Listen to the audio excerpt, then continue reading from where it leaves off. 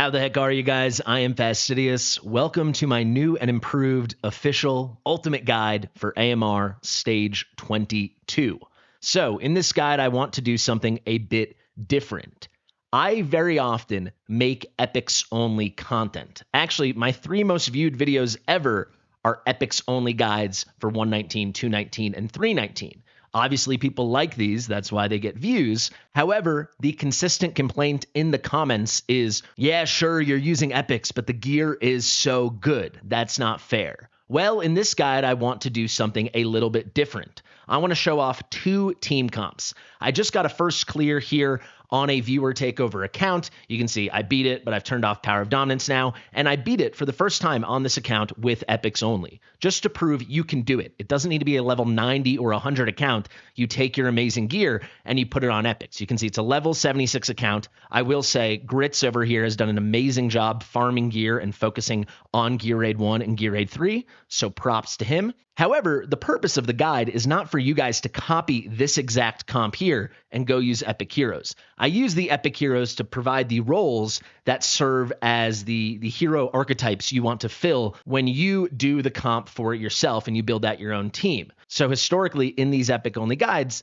I make that structure and I give suggestions, and then I leave it to you to create the comp with your roster. That's what I did in these 3 videos here. However, what I'm going to do in this video is right after I break it all down and I do it with epics only, I am going to put in some of the really good legendaries on his account, and you can see how by inserting those legendaries, immediately the gear requirement plummets. So for all my DPS in that second run where I do use legendaries, all of them will be in broken right side gear. So no completed Infernal Roar, Soulbound Arcana, Cataclysm sets, nothing like that. Once I went to do the run, I actually decided to take it one step further, and in this comp you'll see featured in the second half of the video, every single unit is in a broken set on the right side, and basically all of them are in tier 1 gear on the left. There's only one exception, that's just because I ran out of gear, but from Hollow to Comet to Crowdor to Virna, everybody broken set on the right side, so you can look forward to that. Without further ado, let's get into it. You can see my original guide on AMR 22 and 20. It is effectively the same stage. 22 is just harder, so we're focusing on 22 in this guide. This came out over half a year ago, so I think it's time we do an official updated guide. I did do a gearing guide about 2 months ago. It says 1 month, but this was about 2 months ago. But we need an official get down into the basics, teach people how to get it done. So I'm Fastidious. This is going to be AMR 22, both an epics only comp and then a comp with legendaries and broken right side gear. Let's get into it. Fastidious. Fastidious. All right, let's do our first run. We're using this epics only comp with a Northerner team and a Watcher team. If we go back over here, you will see Power of Dominance is very much off. Let's enter the fight. As we do, I want to already point out what the roles of these heroes will be. For the bottom lane down here, where the units are going to come, we need 2 DPS. And we are bringing Estrid as our melee AoE ground DPS, and we are bringing Iona as our platform AoE DPS. Then we need an inspiration hero for those 2. That will be Dolores. For this lane all the way on the left here, we're going to use an AoE hero here in Maul. He will also be in Dolores range, so he'll have some moments where he gets inspiration. Additionally, for the bottom, we need a crowd control unit. So an A5 Greed is an amazing choice. If you don't have this, you could definitely bring Mari, especially if your AoE platform DPS brings some crowd control as well. So here I've got Iona. You know, there's a lot of options. Maybe you're using a Beatrix. Maybe you've got a bonded Honora. There's tons and tons of AoE DPS that have some crowd control as well. Zarus, if you cycle him on and off, is a great choice. That's a slightly different strat, but it's something to keep in mind. Then for the top right over here, we need a Marksman DPS. I say Marksman because this unit will need to heal themselves. So for that, we're bringing an Ichor Chalice. That allows the Marksman unit to heal themselves. And then the remaining roles, we have a Solda who's just a Lord for our Northerners, and then she's a secondary tank who we will place in the bottom at the end to pin the boss. We have our main tank, that's for the left side. We're using Olog. That will be this left lane, this top left lane. And I think we've covered everybody except for our healer. If you've got a Hollow, I think she's the best period to use. Even in the comp we're going to use after this with legendaries, I will still use Hollow. She's got a great range, and obviously she's bringing rage regeneration on top of healing. And then finally, Ein will not get deployed. He is just here to serve as a lord and increase the DPS for Iona and for Idril. Like I said, POD is off. Let's head right into battle. And hopefully we just nail this on the first try so it's nice and easy for you guys to see. First things first, let's place Estrid here pointed down. This is the optimal spot for any AoE ground DPS you have. Estrid, frankly, is probably the best unit in the game for this. It's really Estrid and Magda because they don't just have AoE, but their range also gets wider when they are ulting. So if you have Estrid and Magda, use them here. I'm going to use Estrid in both comps because she's the most accessible, and she's amazing at this. So why wouldn't you use her? Estrid used to be super rare, but now she's just as common as any other epic. So by the time you get to 22, you will likely have her. Otherwise, bring an AoE ground DPS. Next up, we're going to place Hollow, and we're going to place her right here. That's so she can cover this tile where Greed will go, as well as this tile, this tile, and this tile. We're using all of those. And then Hollow is placed second because she's wearing an Invigoration set, and then she's placing that 10% Invigoration buff on Estrid. You can see it right under me there, 10%. Next up, we will place our Dolores so she can start charging her ult, and we will place Iona here. So Iona won't be able to hit this final tile right before the portal, but Estrid and Greed and Dolores will take care of that with Estrid's DPS, Greed's crowd control, and Dolores's boosting of the DPS. So there we have it. As soon as we get to 25 cost, we will place Greed right here. And that helps you understand now why we have placed Hollow in exactly the spot. She's able to just cover Greed in that tile. Otherwise, he would absolutely die. Here's the first bunch of guys marching out. Essentially, you cannot provide any direct damage to the boss until he moves, which does not happen until the end of the fight. So he has, I believe, 4 waves of these little guys that come down the bottom. Every time he releases one of those waves, he damages himself. That's why he's lost 28% of his health here. And this will be pretty straightforward. You just have to time out your ult triggers. So as soon as they're here and they're entering the Estrid ult range, we'll trigger Estrid, Dolores, Iona. And right after we've done those 3 triggers, we immediately go for Hollow so we can start building Rage. You can see we've got some costs now. Let's place Maul here. Maul's going to handle everyone coming from the top left and then coming down this leftmost column, and it's important that you put him in that tile because now he is in Dolores range. There are about 1 million substitutes for Maul. You can bring any good AoE DPS or any very good single target DPS. I say very good because a single target works, but they need to be killing the enemy units at a pretty quick clip. All right, let's let this run for a second now. As soon as we get 18 costs, we will deploy Olag here as our tank. If you have a legendary tank, mainly like a Brokir or Regulus, Malvira, those are all going to be better options in my opinion than Olag. But Olag definitely works. You're going to see here, just the way the ults lined up, we're probably not going to be able to kill this guy. Starting at stage 21 and 22, if you don't kill these summon guys that come on the bottom fast enough, they explode. But as long as we're healed up a little bit, which we should be in a second, we'll be able to tank the explosion. So let's wait for that. Here's going to be the explosion. And we tank it. As long as it's 1. If it's 2, you can see we would have died from 2 hits. But I'd rather trigger a little early with these guys than trigger late, and then their ult is not ready back around. You can see it was easy for us, but that's because this Estrid has a lot of rage regen on her. A lot of you guys might not be able to get a build with a ton of rage regen, so better to do the early trigger like you saw me do. As soon as this guy enters Maul range, we will trigger. We don't need to use Hollow yet because everyone's basically full, so sit on that. And now this is the second group. When this second group starts to reach right here, like right in front of Estrid, that's when we're going to deploy Idril here pointed up. All right. And same thing here with the triggers. We wait until this guy here is entering Estrid's ult range. That's when we know it's time to start with our triggers. If we zoom in here, right when this guy gets like his head into Estrid range, that's when we want, let's wait a second. That's when we want to trigger her. Then we can trigger Dolores, Iona, and now Maul is getting the inspiration from Dolores, so that's great. We should get a big hit here. And now right after that, we can go into Hollow. So nice, good hit. And as soon as these guys are right about in front of Estrid, you'll see that explodes, those graves. That means the guys in the top right are coming out. So that's when you place Idril.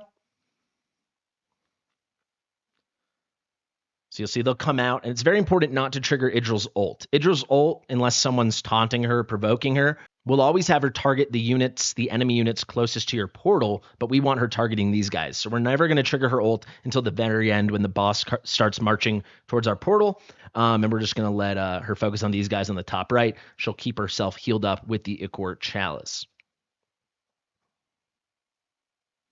So let's go. We just need maximum 1 straggler. Looks like we're in good shape there, even if we don't get that last kill. Yeah, we got that second to last one, and that's what matters. You can see Idril doing a good job in the top right. Now we are going to trigger Maul right there as this guy comes down. We get a bunch of hits with that big AoE. We got a shield from Olog. And then pretty important here, we're going to jump the Dolores ult early, and that's to help Maul with these guys in the top left. And then we're going to trigger Hollow to make sure she comes back around fast enough before this third wave comes. So it's 3 waves, not 4. That's my mistake. Okay, let's trigger Hollow there. We'll give some bigger heals too, which is great. Dolores is going. Let's get a nice heal. Okay, perfect. We got the shield. Let's trigger Maul now and put a hit on these guys. Nice. We killed one, so we're in good shape. Now this time we're going to wait till these guys are like halfway through, and that's where we're going to trigger Estrid and Iona. That's just to give Dolores a little more time. You can see she's at 76% or so right now. We can also now, in just a moment, trigger Idril once we take this out, because once the boss starts moving, we don't have to worry about the guys coming from the top right anymore. So in just a moment, we'll be able to trigger Dolores. We're also going to wait to trigger Maul until we've triggered Dolores, so he gets that benefit. Let's wait till these 3 guys are all in his range. It's looking really good. We'll even wait for this big guy. 1 big guy died. Okay, perfect. Trigger Maul, now trigger Hollow, so everyone can hopefully come back around pretty soon. Now you'll see this guy's going to start moving in a second. He's running out of time there.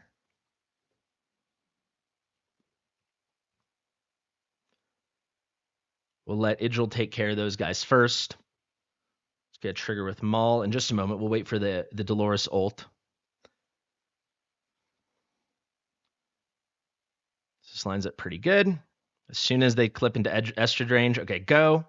Now we go with Maul, Iona, and here comes Estrid. Perfect. Now we can actually get a couple quick hits with Idril if she goes to the boss. She does. Got 1 free hit. Now we can place Isolde to get a pin there. So the boss is stuck with Isolde blocking him, and now we should be off to the races. Let's throw it on 2x, and we get the kill.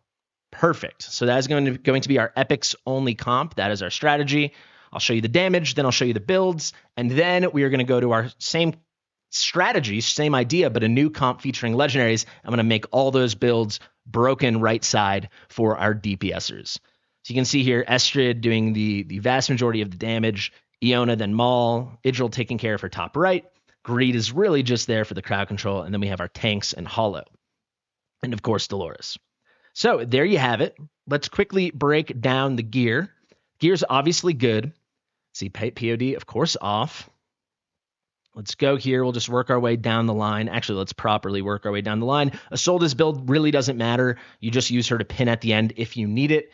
If you brought some legendary DPS or something, like a platformer instead of Iona, we wouldn't have even needed to do the pin. And we're just hunting HP bonus with tank subs, defense bonus, tank subs. When I say tank subs, I mean the other bonus. So if it's a defense bonus main stat, you want HP bonus as one of the substats, and then the flat stats, flat HP, flat defense. If it's HP bonus, you want defense bonus, and ideally flat HP, flat defense. So there you have it, broken set. Here, there's our little quad of tankiness, and there's our trio of tankiness. Let's keep going. She is in a base promo +1 base level Bastion ring just for the extra block. You don't need it at the end at all. This Solda build doesn't matter. Weird one to start with. Here's a very nice build on Estrid, though she's in tier 1 gear on the left. But you can see I got a decent amount of rage regen. That's why it's nice when there's a straggler at the end. So once she finishes ulting, she has something to hit and build some more rage back up. We went very heavy on the attack. And then we're looking for some nice subs. Very DPS-y. Tons of attack. She's got the highest base attack of any epic in this game. It's very impressive. You can see fairly fast, but nothing special. Good crit damage, but nothing special. And then a nice chunk of rage regen. You can definitely get away with less than that. She's in a promo 2 Eye of Sin. Let's go to Olog now. Olog, broken set here. Same kind of tankiness we were looking for on Isolde. Here's a little quad. Here's a little trio. Here are his stats. 94k HP, 7800 defense. He is in a promo 0 plus 10 Bastion Ring.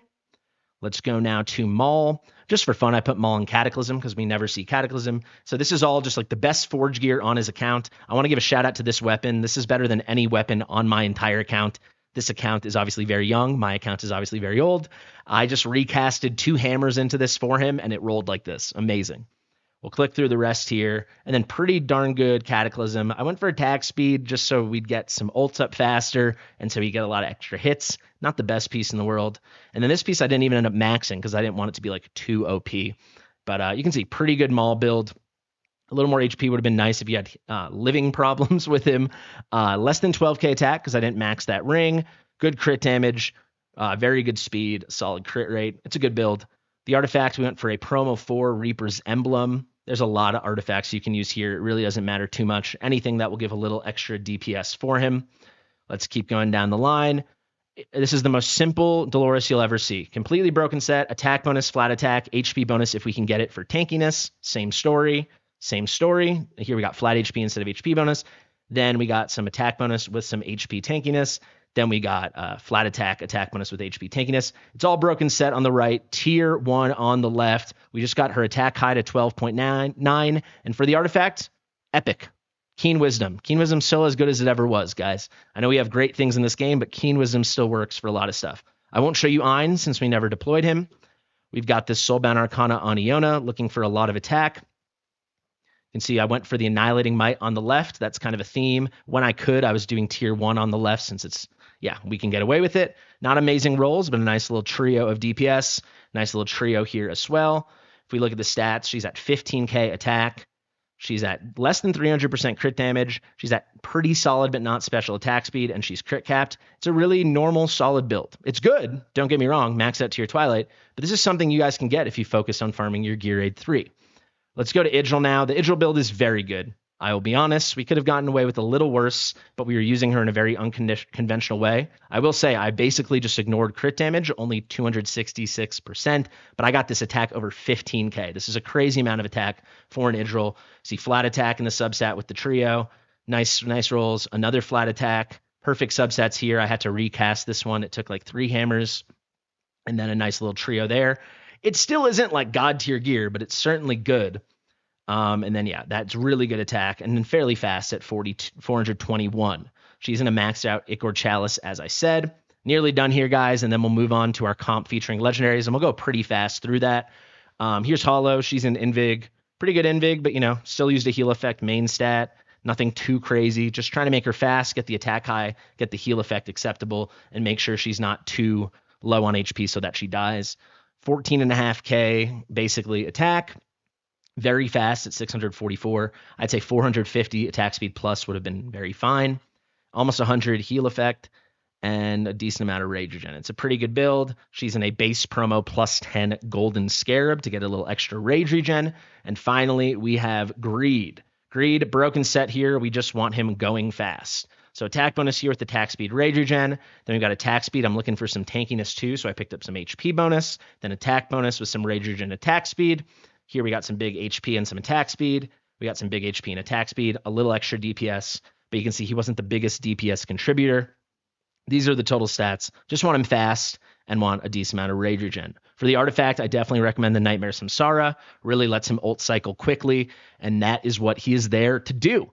There you go, guys. That is our Epics only comp. Quickly now, let me set up the legendary team. All right, here is the squad with some legendaries. In the end, I actually made it so every single hero has fully broken sets on the right side. There is not a single complete set. Doesn't matter if it's a tank, a DPS, or hollow. You can see we made a couple changes. The biggest one is we have Beelzebub, who I think is one of the 2 or 3 best heroes in the entire game for this content because he's doing 2 jobs, right? He's being Greed and he's being Dolores. tons of crowd control and tons of inspiration. Let's work down the list very quickly, go through the gear so you can see the stats are good. The sets are non-existent. Isolde's in the same gear. Estrid's in the same gear. Let's go to Crowdor now. He's in exactly the same gear that you guys saw Olag in. He is in a base promo +10 Bastion ring. Now we've got Silas over here. We've got Broken Set. And when I could, I did tier 1 on the left. You can see, just get a sense of the stats here. These are the total stats. I'll scroll slowly so you can see. He, of course, is in an Ichor Chalice. He's performing that Idril role. If I had a lower promo Ichor Chalice, I'd use it. We just only had the one. Let's go to Comet now. You'll see fully Broken Set. We went Annihilating Might on the right. This is a modified version of what Iona was wearing. There are the stats. I'll scroll slowly. You can see I went heavy into the attack. Didn't even get to the 300% crit damage. Let's go to the artifact. He's in a base promo now, +10 Tear of Twilight. I took off the maxed one we had on Iona. Let's go to, we're not going to deploy Aeon. Let's go to Virna here. We do have Virna's nice exclusive, which is cool, but we went fully broken for the rest. Remember, Virna doesn't need attack speed, so we could ignore all that. Calamity on the left. These are our total stats, almost 17k attack. Nearly 300% crit damage. Again, the stats they're good. None of these stats are crazy, though. She's in a base promo, +10 Unfortunate Skull. And actually, our Virna here is not even max skilled. Not all these units are max skilled. You can see the same thing for Honora, who dominates this fight. Let's go to Beelzebub now, a modified version of what Greed was wearing. Just going for speed and high attack. You can see these are the stats. He also is not fully skilled. You'll see a theme here. One issue slightly with this comp is he's having trouble getting his ult back around, but we still make it. Don't worry. Little tankiness, mediocre attack for an inspiration hero, quite fast, and a little touch of rage regen. He's in his exclusive promo 1. Felt like a natural thing to put him in. Speaking of exclusives, Honora is also in her exclusive promo 1. We could get 2 of these for free during her event a couple weeks ago, so I think that's pretty fair. You can see she really could use skill ups. And there's some Broken Set. She's in tier 1 on the left just because she's in tier 2, I should say, on the left because I was running out of tier 1 left side DPS. Broken Set here, going high on the attack. Again, very low on the crit damage, but getting her attack high, that'll do the trick for Honora. And then finally, our last unit will be Hollow. She remains nearly unchanged. I only changed the bangle just to break up the Invigoration set, just so we could say everyone is Broken Set, on the right side at least. Okay, one thing before we start, I forgot to break up Estrid's build, so let's actually break this Soulbound Arcana. What's a good piece to lose? Doesn't really matter which. Let's just look for something with attack bonus, crit damage, crit rate, attack speed. That isn't Soulbound Arcana. Okay, let's use this right here. Fine, we got this Wisdom piece. This should work great. Perfect. Sorry about that. Let's head into the battle now, guys, and I'll talk you through the whole dang thing. So, of course, Power of Dominance, as always, is off. Let's enter the fight. Our first place unit will not have changed from previously. We're still going to be using Estrid, but it's worth mentioning some other obvious alternatives. I mentioned Magda earlier. Her and Estrid are the best because they've got the wider ranges during their ult. Another unit that kind of widens up and hits crazy hard is Lubu, if you're lucky enough to have him. Ardia can do this decently well, though, Ardia, Valkyra, Eris, they don't have the wider range, but they can get it done, especially if you have additional DPS from your platformers and you're not really needing too much out of that melee unit. And a final thing you can do, you can bring Constance as your inspiration hero, put her here, and then by doing that, you free up an extra DPS to go on the platforms, which might be easier for some of you. All right, now we're going to place Beelzebub, and we're going to place him here. It's important you place him here so he can cover both these 2 lanes that the summons from the boss are coming down, so we can get all his slows out. One negative is he cannot provide inspiration to the unit that goes here, but a positive bringing a Nora for this fight is she doesn't need inspiration. But if you bring a really well-built hero, especially if you bring a legendary hero actually in right side gear in a full set, you'll be good to go. But we're using Honora here. She fits really, really nicely. Let's place Comet here pointed down, and then Virna on the one closer to the portal. She'll be on cleanup crew. She can cover that tile. Now let's wait just a moment. As soon as we can place Hollow, we will. And then you see Beelzebub has this huge range. We want to trigger right before they enter his range to help cycle, just because it takes a while for his ult to come back around, at least without the full skill ups. And in the build, I have him here. So you can see right before they pass this crack in the stone, I'm going to trigger Beelzebub. As soon as they reach the next one and they get into Estrid range, we'll trigger Estrid. And once we hit 19 costs here, we're going to place a Nora pointed up. It's the same idea, right? It's the same kind of strat. Comet, we're not going to use his ult for this round. We'll save it for the next. Now we'll wait towards the end here, and now we're going to trigger Virna. She's on cleanup crew. If you don't have that DPS with Virna, frankly, you should, because she did that much even without a full set on the right. But if you need to do it a little earlier, you can make sure to trigger it while Beelzebub is still going. I like to wait just to make sure they've all taken as much damage as possible, so it's easier to trigger that execution. Now we're going to place Crodor. Crodor isn't necessarily better than Olog. I just wanted to bring a new unit. And at the time of filming this, he is going to be on 20x rate up this weekend. So I wanted to show him off. He's kind of a slept-on tank. He's not so unique, but he's got crazy base stats. He's got extra block. He's very easy to build. So why not? There he goes. You can see Beelzebub just coming around now. As soon as we can, we will ult with him. And already, actually, we're going to ult with Comet, even before Beelzebub's ready. Now let's go with Beelzebub. Let's get a little blast with Nora on the top left. Really nice. As soon as we get Estrid, we'll trigger her, and now we're going to trigger Hollow. We can trigger Crodor just for some extra tankiness. And after that slam, when these graves are about to burst, same as before, that is when we're going to place Silas. So there we have it. Pretty good. And you'll see Nora and Crodor make it really easy on top. It's much better than my Olog Maul combination. You can trigger Silas immediately, and he'll take these guys out like it's nothing. You can run him in a much worse build than we have here, even if you do broken set. Let's let this run through. Again, as soon as Beelzebub's ready, we're going to trigger with him. And then right after that, we trigger Hollow. Let's throw this on 1x. It's a little tight. Let's go with Crodor. The slows are helping in a big way. Now let's trigger Estrid, and we want to do Virna as late as possible, but obviously not too late. We can go with Comet here. Let's go with Nora. Wait as these guys turn the corner. Now we're going to trigger Virna. She cleans that up. Perfect. And now as the boss starts moving, we can already pick up Silas. We don't need him. Remember to wait to place Isolde until the boss has already clipped into Estrid's tile so she can hit him too. And that's going to be the fight. Broken sets, easy peasy. Once you have the strategy and you play around with the best gear on your account, you absolutely will all get this done. You know, I did this in my free-to-play challenge on my free-to-play account on like day 43. People easily beat this in the Epic Only challenge we did. You'll be able to beat it. The key thing is knowing the strategy, and that was the point of this video. So let's take out the boss very quickly. Can ult with everyone as soon as it's there. Let's go with Crodor. Let's get a little inspiration, and that should do it. Go with the Isolde for some extra tankiness. Now Virna, Estrid, and that's the fight. Boom. He nearly exploded us at the end, but we made it. If I did a little less yapping, we would have easily made it.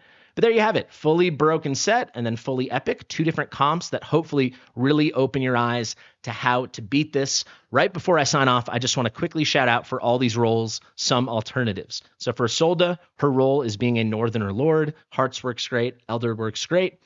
You don't need to deploy that unit. You can just bring them tanky. If it's Hearts, you could run him as your tank instead of Crodor. You got another flex spot for the end. Crodor or Olog, that role. For Estrid, we covered that. All of the good AoE DPS fighters. Please don't bring like a Twyla or a Sun Wukong or a Valderon and not wonder why it's working. You need AoE. You need AoE DPS, so bring AoE DPS. Now we have Crodor. Any good tank will work. I know people struggle to keep their tank alive. That's usually because people have bad tank gear or they don't build their healer properly. Speaking of healer, let's jump to Hollow. She's the best for this fight. I use her on every single takeover if they have her, and almost everyone has her. So just use her. The heals are good enough. The rage regen is awesome. Yes, you could bring Vortex. Yes, you could bring Faircy. I really wouldn't bring anyone that doesn't have that Hollow Vortex range. So those to me are like the 3 options mainly. So yeah, that will be the healer. That will be the tank. For the top right, it kind of has to be a marksman. Yes, you can bring a mage, but then you have to build them tanky as well, and at some point they will die. There's no mage artifact that gives self-healing.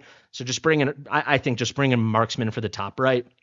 There's some cheesy stuff you can do with Eye, where you get a lot of freezes out and you just delay them coming. You can also do some cheesy stuff with Mari, but at the end, some will still slip through and just make it harder to kill the boss at the end. So, you know, bring Talon, bring Hex, bring even Calypso, bring Silas. Any of those work. You know, Calypso's clunkier because you got to wait for her to get her stones up, but she will get it up with a good build. She'll get it done.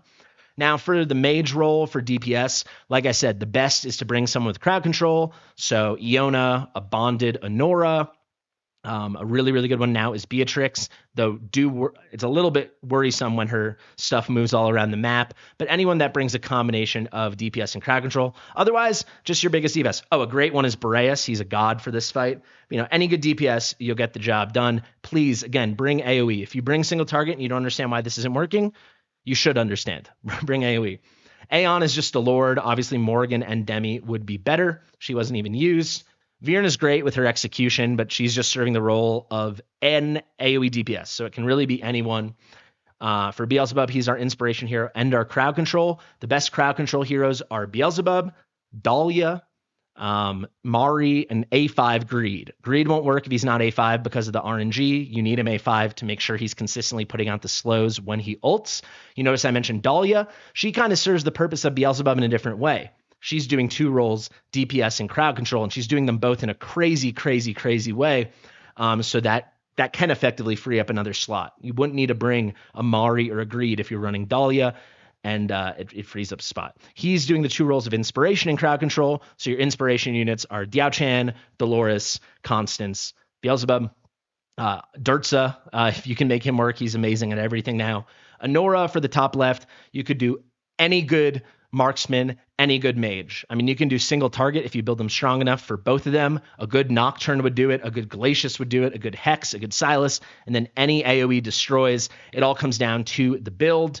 A final shout out in terms of DPS. The best DPS in this game for sure for this fight is Ingrid. You can place her one tile down from where I had Beelzebub, and she'll wipe everything out. It's pretty crazy. Her and Dahlia is like the ultimate duo. In that case, you place Ingrid where Beelzebub was, you place Dahlia one below, and this will be the easiest fight you've ever done. But if you have those characters, you might not even need to watch my video. And then finally, Hollow, we covered that. There you go, guys. Thank you so much for watching. I can't imagine I'm going to do another guide on this, maybe ever, but certainly not anytime soon until they add more stages or they change something, because I think this is as clean as it's going to get. Thank you. If you have any questions, let me know in the comments. Be sure you're subscribed to the channel, share with your mother, and I'll see you real soon.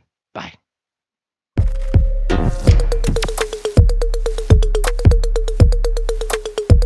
Fastidious.